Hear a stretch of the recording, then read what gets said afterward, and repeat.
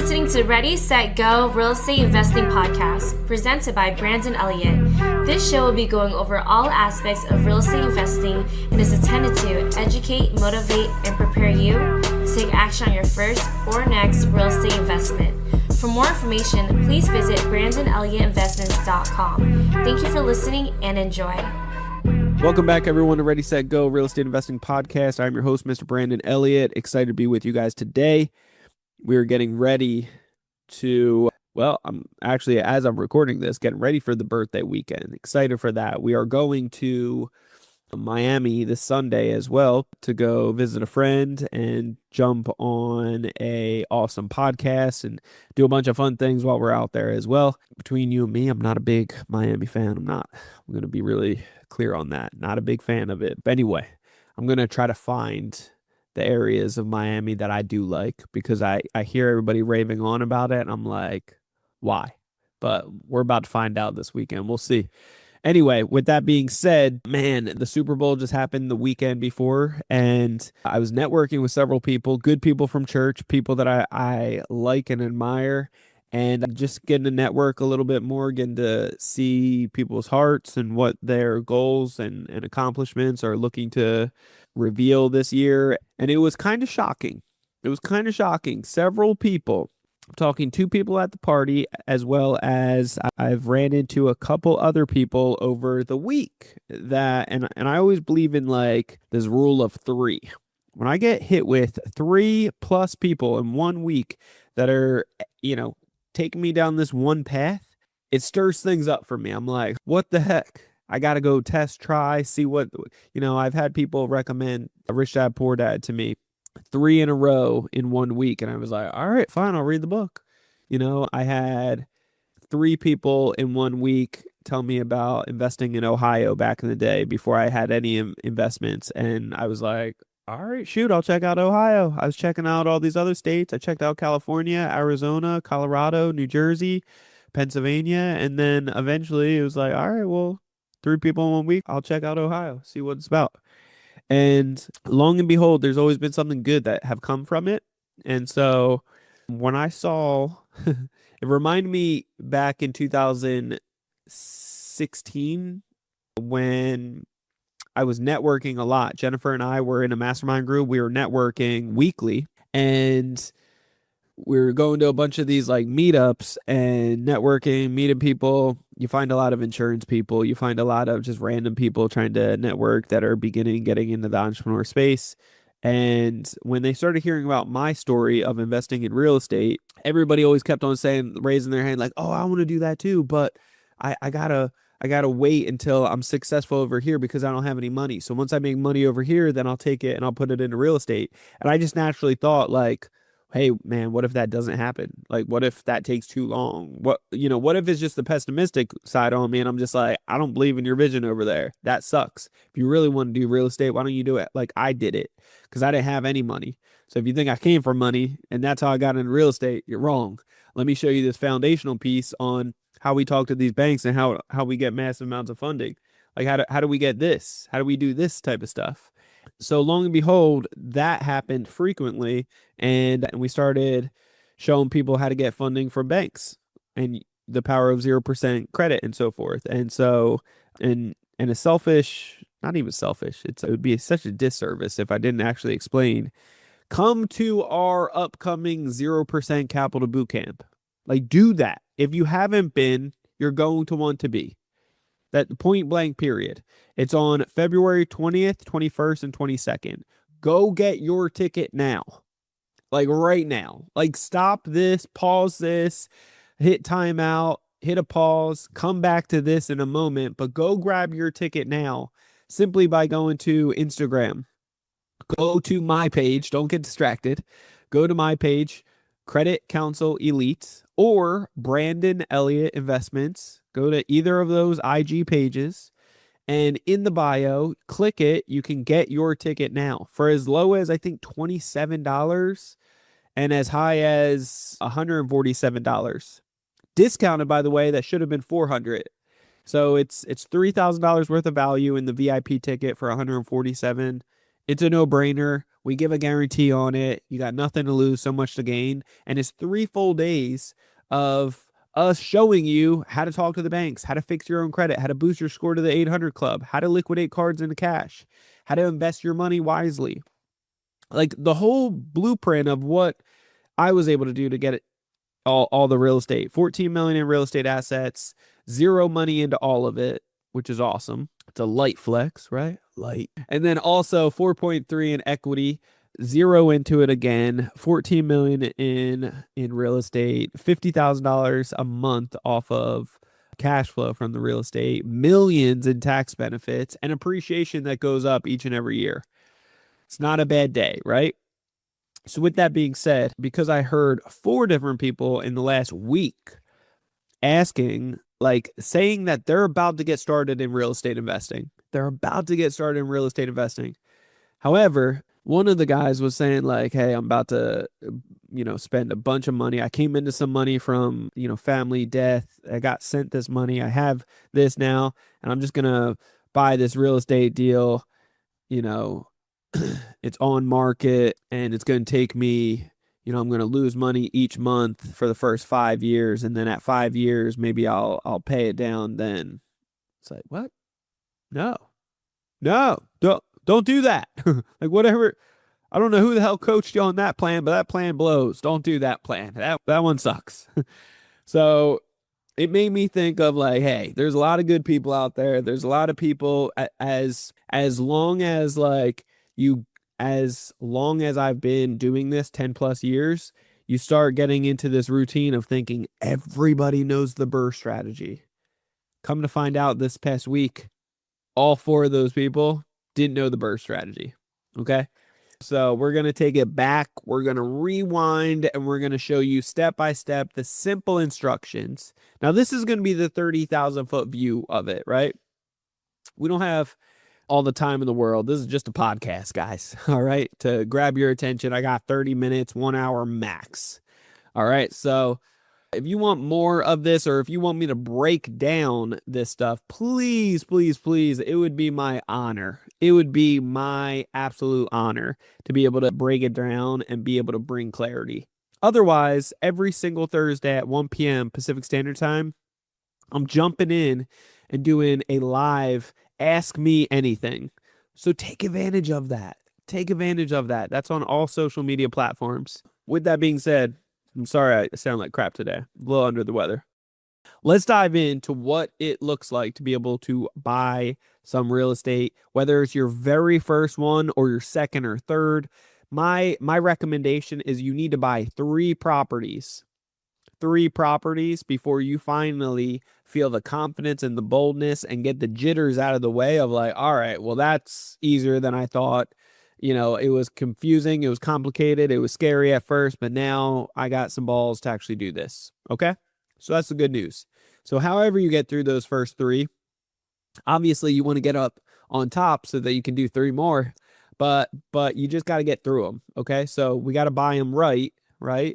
We got to buy them right so you're making money, but we also just got to go through the process. Now, I also want to let you know just some credibility here of why listening to me talking about this. Number 1 is just because my record. I've been doing this for 10 plus years and I have a bunch of real estate myself doing exactly this. I only talk about from what I've done personally. And if I've done it and it worked for me, it can work for you.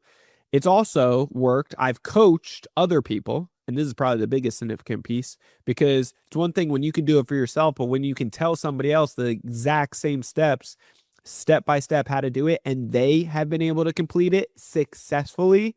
I've done this with dozens and dozens of other mentees of mine that I've coached on how to do this. And within 2 to 3 weeks, every single one of them have been able to get a deal under contract. Okay. And then a week or, about a month or so later, they're closing on the deal. Then they're remodeling it. So they're doing the BRRRR strategy. That's what I preach on. The BRRRR strategy, if you don't know, long and behold, it's just a value add. all types of real estate, you want to buy a value add. You don't want to get something on retail. You want to get something that's beat up from the feet up that you can remodel, make it sexy, have somebody fight over it, take it back to the banks, show that it's producing, making great money, and now you can get a percentage of that back, 70, 80%, 90% of that money back, which pays for the whole damn thing, and then you have nothing into it and you repeat the process. So let me explain. That's the very high level view. The BRRRR strategy is this. You buy, it's B and then 4 R's. Buy, renovate, rent, refinance, repeat. Okay, buy, renovate, rent, refinance, repeat. So you're going to buy something beat up from the feet up, the worst one on the block, the neighborhood, that the worst one, get that one. Okay, make sure you remodel it to the T, that you make it brand new, you make it sexy, you have everybody fighting for it. Okay, now when you have everybody fighting for it, it's easy to rent out for top dollar because you have many options. Screen it like a bank, rent it out for top dollar. After that, you refinance it. Ideally, you've run the numbers properly, and because you bought it for so cheap and you renovated it for so cheap, at the end of the day, instead of doing a fix and flip for a one-time high-income paying job, quote unquote, just a one-time payout, you're going to keep the property. You're just going to get the bank to give a refinance on it and pay off any loans, if any, and have one new mortgage with a low monthly payment. And ideally, it rents out for more than that. So it cash flows, it's got appreciation, tax benefits, and somebody else is paying your mortgage. Okay, but you get all your money back. So now you can repeat the process. So B, then 4 R's. Buy, renovate, rent, refinance, repeat. Cool? It's a value add. At the end of the day, simply make it something nice again. Okay? Now, what you want to do, number one, is let me give you the high level 6, just in case if you're like me and you're like, just, cut the BS. Give me the meat and potatoes. I'll give you the 30,000 foot view, and then we'll deep dive into each one. So number one, it's going to be 6, by the way, 6 of these. If you're taking notes, we do encourage, do that. It's wise. Don't be a fool, right? Number one is pick a strategy. Pick a strategy in real estate. There's 30 plus different ways. I'll talk about that in a moment. Pick a strategy. Number 2 is location, location, location, location. Understand your location. We're going to talk about it. Number 3 is network with everybody and their grandmother to start sending you the strategy, the deal type that you want. Number 4 is learn how to run your numbers, particularly for that strategy. Learn your numbers. Number 5, how to deal with contractors, how to deal with them, how to pay them, how to get, work with them. They think differently than investors. Just know that. Then number 6, how are you going to actually fund it and refinance it? What is the plan at the end of the day? How are you going to fund this? And how are you going to refinance it? Okay? Like, what is the big picture plan? Do you have backup plans? Okay? All right, so let's break down number 1. Pick a strategy. Did you know that there are 30 plus ways to make money in real estate? 30 plus ways. Okay? Bigger pockets, if you look them up, they're going to say 100 plus ways. Let's not get carried away with their bigger pockets. Let's not get carried away. All right? The truth is there's 30 plus. They call a duplex, a triplex, a fourplex, all types of individuals. I call that residential multifamily. All right? 4 units and under, residential multifamily, just for example. All right. But pick a strategy. There is mobile home parks. There's note investing. There is non-performing notes, performing notes. Like there's commercial real estate. There is triple net leasing. There is rental properties, fix and flip, wholesaling, hard money lending, private money lending, etc. Right? The list goes on and on. So figure out from beginning to end what each of those strategies look like. I'm talking spend 15 to 30 minutes on each of those strategies to understand, what does it really take? Do you need somebody to sign? Do you need like a money guarantee or like somebody to back it up? Do you need to raise capital? Like what does it look like to be able to complete the project from beginning to end? Is it simple? Is it easy? Is it difficult? What does it look like? Right? So just know those things. I like residential multifamily, 4 units and under. Number one is it's easier with financing, and it's similar to like a single family house, except ideally like easy financing wise and finding. It's a little bit more difficult to find, but not impossible. There are multifamily out there, residential multifamily. So easy for financing. Number two is there is more rental income that can come in. And ideally one roof, one water tank, one electric, whatever. It's like it's one, but you get 4 times the income. So if you have 1 or 2 months of people not living there and not paying, ideally it still pays for itself, depending on where you live. Okay. Where that location is. So anyway, pick the strategy that like go through all the education on all of them so that you understand and that you have more tools in your tool belt. So when plan A fails, you can jump to plan B, C, or D, and you don't jump all the way to plan Z. You don't make some crazy drastic mistake because you weren't educated on all the other options that are available out there. But find out which one you're naturally gravitated towards.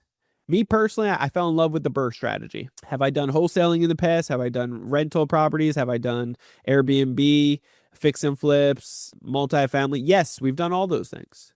We have. Private money, hard money, yes. So I fell in love with the BRRRR strategy. Okay. And so I do believe it's a great strategy that can set up anybody for success if you focus on it and if you're patient. But figure out what you fall in love with and just think of like, does your time allow it? Does your resources allow it? Does your funding allow it? Does your FICO score? Does your location? Does all these things that like, does your work? Does your family? Like all these things, is it within location? Are you able to put the time, energy, and efforts and your resources towards it to this strategy to make it work? If you can, excellent. I've seen other people say that they want to do a fix and flip, but they commute to work every day, Monday through Friday, and it's a 2-hour drive. 2-hour drive, plus they have 4 kids at home, one with special needs and a wife that's handling all of it. Like, how are you supposed to do a fix and flip when you're working a full-time job? When you have all those other responsibilities, when you're commuting that far? How? It's very unlikely for that to succeed. I can tell you it's going to take a hell of a lot more time. Okay. So pick a strategy. Once you pick that strategy, then geek out on it. Just that 15, 20 minutes, 30 minutes worth of due diligence that you did originally that got you attracted to it versus the others doesn't mean that that's it. Means that now you laser beam focus on just that strategy for the next 6 months on books, podcasts, YouTube, anything and everything that is only that. Try to find a mentor that's doing that strategy, right? It's going to help out tremendously. Okay? Somebody that is excellent at that strategy. Geek out on it for a minimum of 6 months. And then once you are fully confident in all the different ways that could go wrong and you are prepared for it, then figure out the location. Number 2 is location. You want to figure out, they say location. They mean it because location does matter. Now, location will break down whether you are in a blue state or a red state. The location needs to match with your strategy, right? Is it impossible to do mobile home parks or huge multifamily here in San Diego? No, it's not impossible. Is it less likely? Heck yes. Versus Ohio or Alabama or other areas. You know what I'm saying? It just depends. So make sure that your strategy makes sense with your location. But job growth, population growth, and something unique about the area. Those are the 3 things you want to focus on when it comes down to location. Job growth, population growth, and something unique about the area. Now, you can do researches online. You could use ChatGPT to be able to help you get the data together to better understand the job growth, population growth, and something unique about the area. I've done a podcast a very long time ago with Neil Bawa here on Ready, Set, Go Real Estate Investing Podcast that you're going to want to go back to and listen to understand on a deeper level about the location, job growth, population growth, and something unique. It's very crucial. It's critical for you to understand that piece of it, because the numbers have to make sense with your strategy in that location. Okay, like Ohio is where I first invested. It rarely ever is going to appreciate in that area, but the cash flow is going to be exquisite. It's going to be crazy. Okay, and that's what I wanted initially, because I wanted my first $10,000 a month for cash flow so that I could leave my day job. Okay, I was only making like 2 to 3 grand a month, and I wanted to make 10K so that I could leave my day job. But out here in San Diego, it's so much higher out here that cash flow is very little, if any. However, the appreciation can be excellent. Like each year it can go up 10 to 20%. And if it's already millions out here, like it adds up. That stuff adds up. So keep that in mind. You want a combination of both. You should never bet on appreciation. That should always just be like icing on the cake.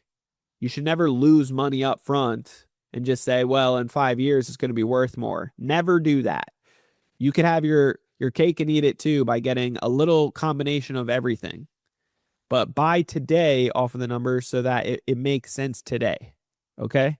Expect the worst, hope for the best, but get a deal that makes sense today and lock in something and have backup plans. Okay? Number 3 is after you got the strategy, after you got the location, number 3 is network. Your net worth is your network. We've all heard this. It's so true. So when you pick the location, you should be building relationships. Doesn't matter if it's in your backyard or it's 3,000 miles away. For me, it was 3,000 miles away. So what did I do? I Googled online, I Zillowed online, I looked up all the different resources of for sale by owner. I called them. I called agents. I called brokers. I called lenders. I called the librarian. I called the Chamber of Commerce. I called the fire department. I called the police department. I asked about the neighborhoods of which ones to stay out of, which ones are up and coming. I talked to people that knew their area. I talked to the the university and the people that were in charge of the housing for the university. And so the something unique in that area where I bought was a famous Catholic university that was just announced that they're growing so much. People all around the world were coming to it, that the juniors and seniors, there wasn't enough housing for them. So they needed to find off-campus housing. So that was number 1 for something unique. Number 2 was there were 3 different old school investors, 2 that were in their 90s that their family was pushing them to sell before they croaked.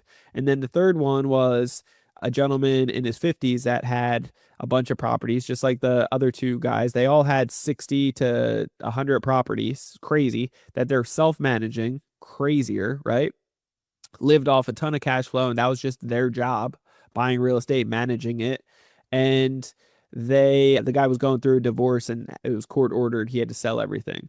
So all of that to say, like, that is that created more of a buyer's market in that area and not enough people buying. So I was able to scoop up a bunch of good deals and I was able to compete against.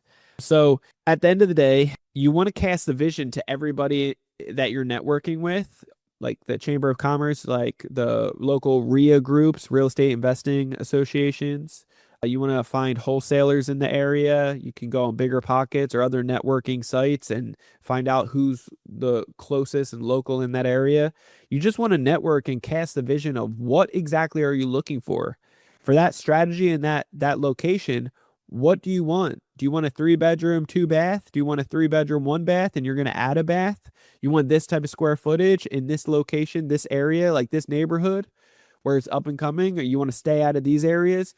Cast the vision and also be blunt that you're brand new. They can tell. And it's okay. People admire those who show up, ask questions, and take action. And at the end of the conversation, you can always just say like, hey, what did I not ask that I should have? Like, do you mind pointing me in the direction, or who else should I talk to that you would recommend next that could help me get closer to my goal? Like, they will have so much respect and appreciation for it because they see themselves in you. Like, we've all given up on something, and when they see like, oh man, he's really going for it, he's trying, he's working his tail off, He doesn't know what the hell he's doing. Let me try to help out. They'll almost feel bad and they'll help out. And that's great. That's what you want to do. But your network is your net worth. And what you want is ideally a bunch of these people starting to send you leads frequently. And then it just comes down to you analyzing 3 deals per day, submitting offers on every single one of them. I don't care if they're asking $1 million and the most you can offer is 50,000, as long as you justify it. If you just send it back and say 50,000, you're a douchebag. Don't do that. Don't be a douchebag. Okay? What you want to do is just justify it. Here, I'm going to give you this offer, but I want to explain beforehand. This offer represents how I can justify making this investment work for me. Number 1, I'm an investor. Number 2, I need to make money. Number 3, this is my business and I have a family to support. Number 4 is it costs money to make this happen. Number 5 is this, the foundation is jacked up. Number 6 is I don't know how many windows I need to replace, or the electrical, or behind the walls, or the plumbing, or, the age of the home, or the termite damage, or the pest, or, the neighborhood, the neighbors, the lawns, the things that you can't see or know, or anything else. And so you're not here to offend, you're here to, after sitting down with your contractor and looking at all the numbers, this is the most that you can offer. And it's business is business. If they get offended, so be it. Go on to the next one, or just let them know, okay, well, if you ever change your mind, please keep my number and call me when you can. Trust me, you're going to leave an impact on them one way or another. All right. And then you can follow up every month or so until they either sell it themselves or they buy it from you, they allow you to buy it or whatever. So that's an option. But you want to be able to get them to understand like that, the bigger picture of what you're trying to do here. Okay. Learn your numbers. Number 4 is learn your numbers for that particular strategy. So numbers on a BRRRR is going to be different than a fix and flip. It's going to be different than a rental. It's going to be different than a multifamily. It's just going to be different. Okay. So understand your numbers specifically for that strategy. Okay. And there's great different tools like on BiggerPockets or other platforms. You can ChatGPT a lot of this now to be able to figure out the tools of, hey, if I buy for this price, will I, and I have to put this much money into it, how much should it appraise for in this area? Let me know, find the appraisal. Cool. And it appraised for this dollar amount. How much will a bank give me up to? Like, know these things, just know your numbers. Okay. Number 5 is going to be how to actually deal with contractors. How to deal with contractors. Now, contractors think differently than investors. They think more with their hands, less with their head. Okay.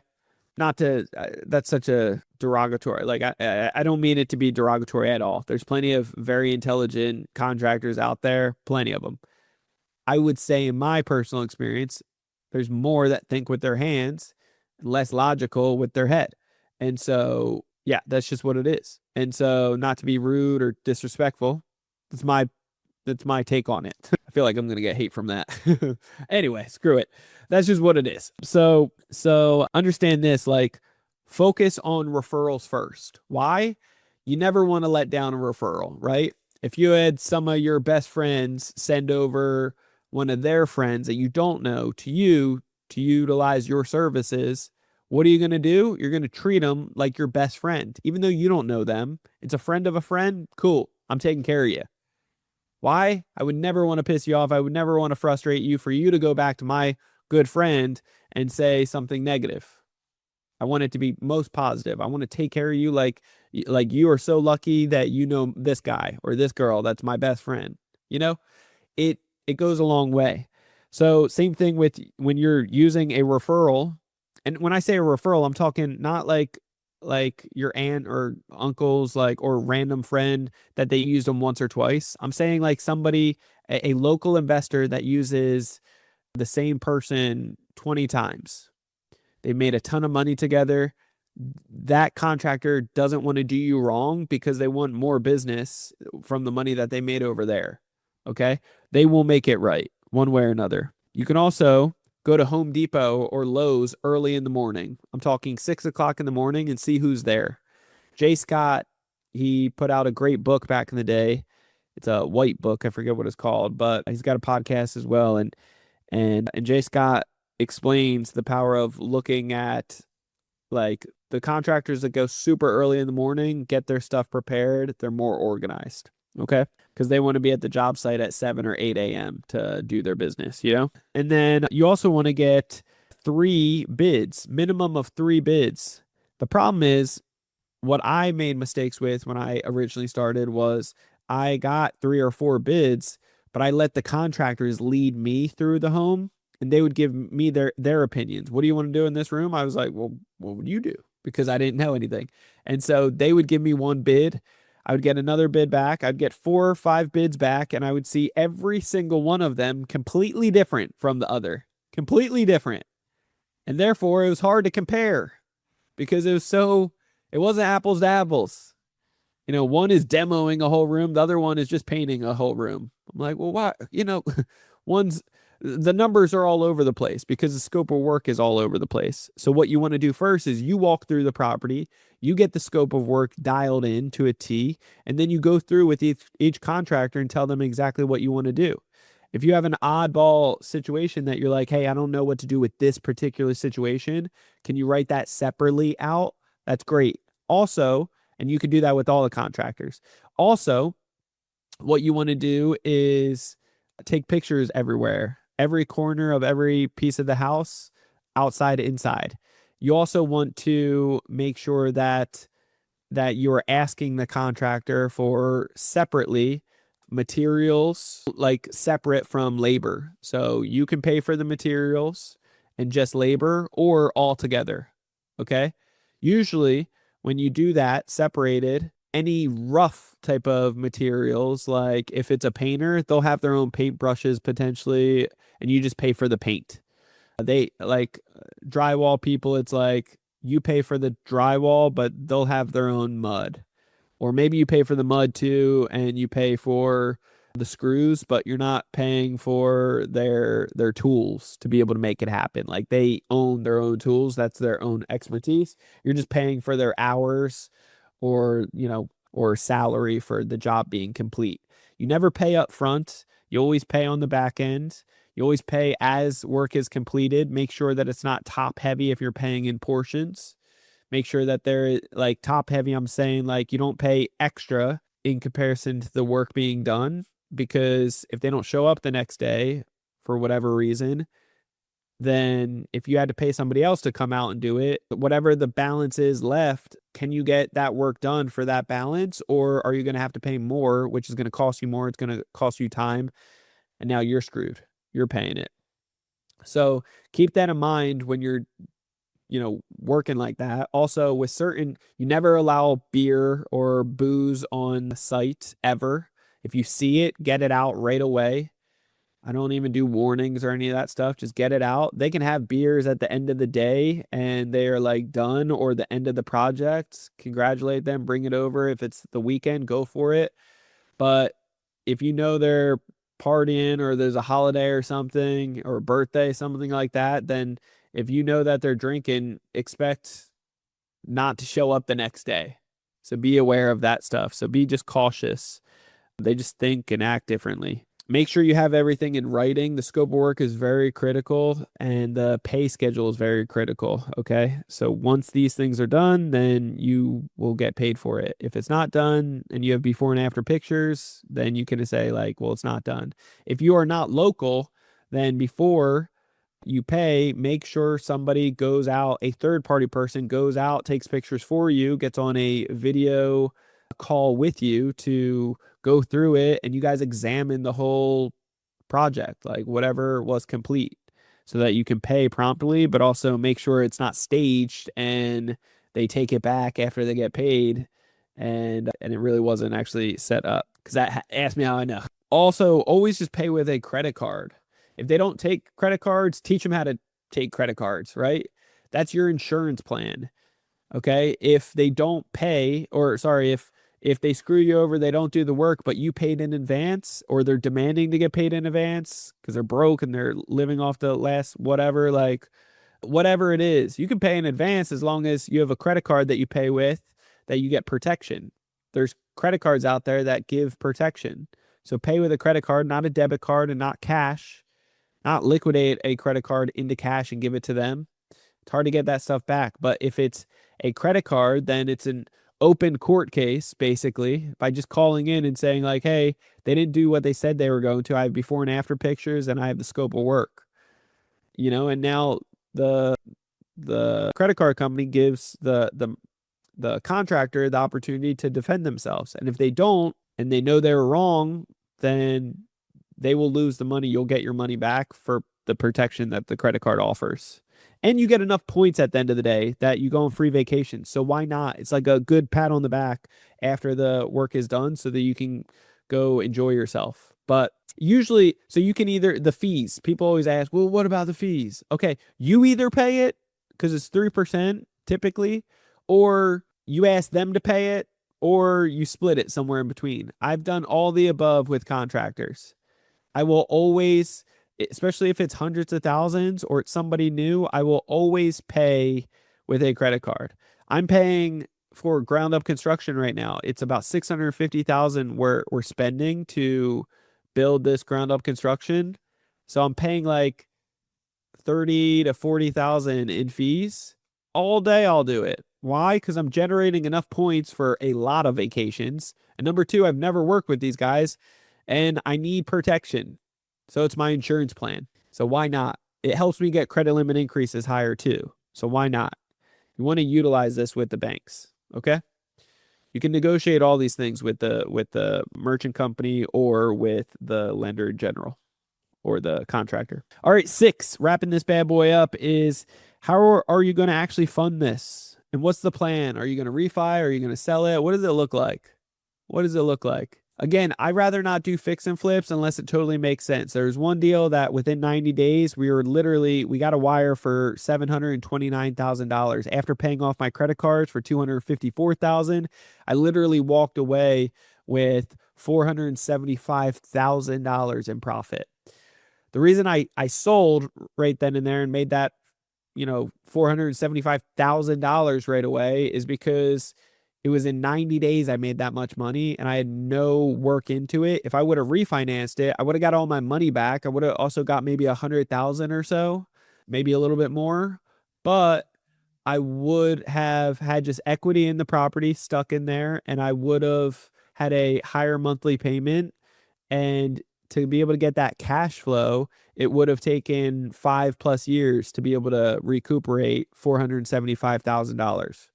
So why wait that long when I could just get it right now, right? So the time-wise, it just made sense to sell it right now. For a lot of my properties, though, I like to keep it because if I can get all the above, cash flow, cash back, no money into it, small monthly payment, I said cash flow, appreciation, tax benefits, you name it, like all those things, it matters and it adds up. But how are you going to fund it? You don't need to be rich. You don't need to have money. You could have credit. Again, we teach this stuff and we're going to be talking about it at the 3-day 0% capital boot camp coming up on the 20th. It's just next week. So are you going to get your ticket is the question. Have you received your ticket? Go grab it right now because we're going to be showing you step by step how to do it. We've done it numerous times with people. And as long as you're submitting 3 offers per day for the next 30 to 90 days, I guarantee it, you will get a deal. I guarantee it. But you got to learn all these 6 points that I'm talking about. And the best way and the easiest way to fund it is utilizing the power of talking to these banks properly. Do it yourself. Instead of relying on grandma and having the whole family mad at you because you're gambling with her retirement, right? That's not good. Or Uncle John and Thanksgiving super awkward because he's looking all mean mugging at you like, where the hell's my money, kid? Like, not good, right? Or you losing sleep at night because you're scared and it's your first time doing it too. It's not right. You don't do it. You'll sleep like a baby if I can teach you how to fix credit, if I can teach you how to boost your score to the 800 club, if I can teach you how to get massive amounts of funding up to $500,000 with rates as low as 0% and how to repeat it every 6 months per person. Why not? Yeah, your first time doing this, your first 3 times doing this, in fact, you're going to have some jitters. It's going to be scary. But as long as you have mentorship, guidance, and you follow this to a T, I guarantee it, you'll come out on top. But will it be easy? No. Will it be simplified? Yes. If you have a mentor and guidance, if you follow this to a T. Will it be scary? 100%. It's because it's your first time doing it. You don't want to make mistakes. We're dealing with money. We're dealing with real estate, and you're getting the jitters because it's like the opportunities is you've seen other people hit success with it, and you feel like you could be the next, and you're hoping and praying and wishing and but you haven't been in the past. So this is a big opportunity for you. Okay. But you're going to have to understand, how do I fund this? Whether you've come into some money from a death in the family or you saved up or whatever it is, your retirement account, do not blow it. Don't blow it.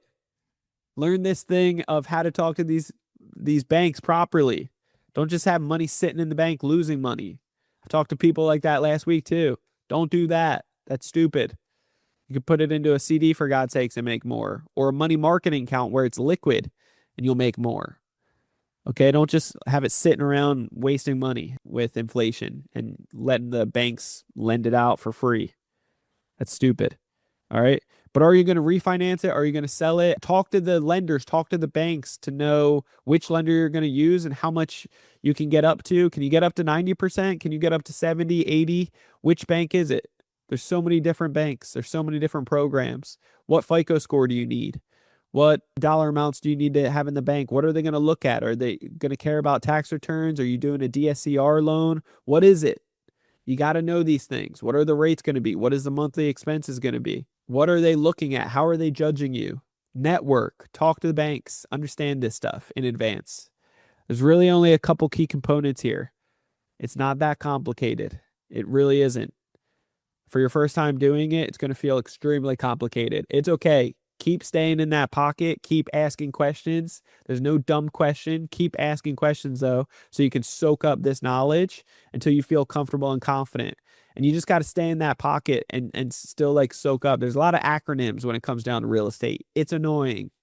But the more that you stay in there, you're going to start speaking the lingo, picking up the language, and talking the talk so that you can walk the walk. You know what I'm saying? It's definitely doable. It can change your life. It will change your life, in fact.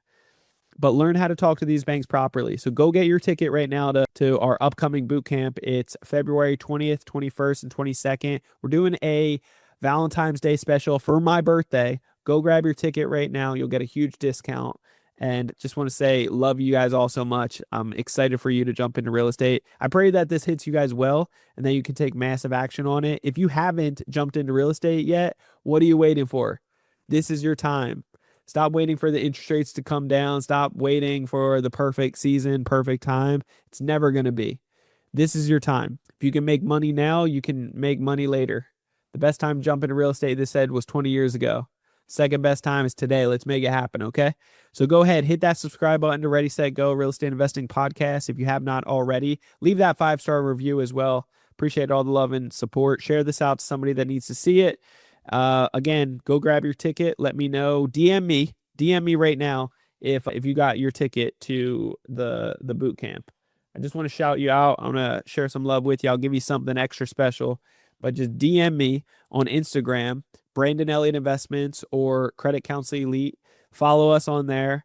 Love you guys all so much, and we'll catch you later, okay? Till then, God bless. Peace out. This has been another episode of Ready, Set, Go Real Estate Investing Podcast, brought to you by Brandon Elliott. For more information, please visit BrandonElliottInvestments.com. Also, please don't forget to like, share, and leave a comment below. Thanks again for joining. Until next time, God bless.